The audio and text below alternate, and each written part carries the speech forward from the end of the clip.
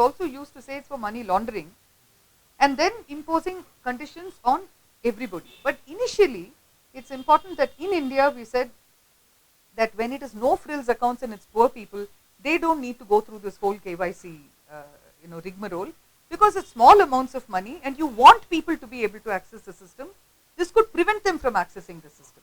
You find when the UID system comes in, they say, no, no, no, now we are not going to do no frills accounts without any KYC. Now the KYC, when there can be a KYC, you bring the KYC, which is the UID. So the linking up of the bank account and of the UID number begins to happen with that. So even if it is not necessary for the banking system, because the poor in any case are only going to access and keep small amounts with them and small transactions, it became important for the UID to have it because they needed to link these up. We see that emerging.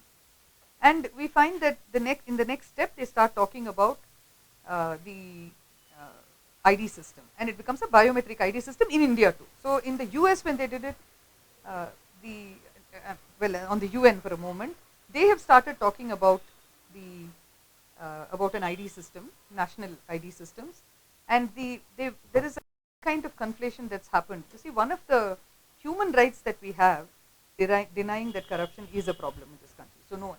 And the RTI movement was a very important movement where the idea was that we'll make the state answerable to a people.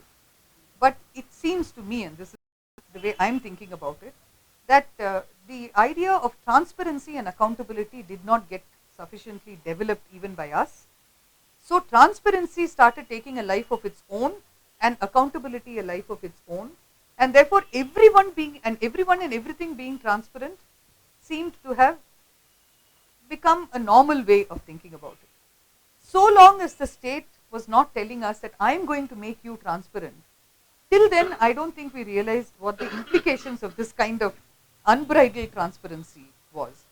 And we find that when this project, we've had phases. I'm sorry, I just missed the US again.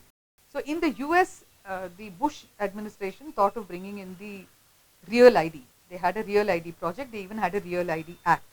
But they did not really go ahead with it because that, as a biometric system, when they did their study, their National Academy found that, their National Institute of Standards and Technology found that biometrics are not entirely reliable.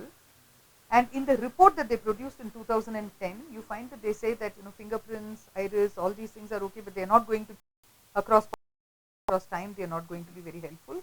So they were actually talking about looking at brain waves and all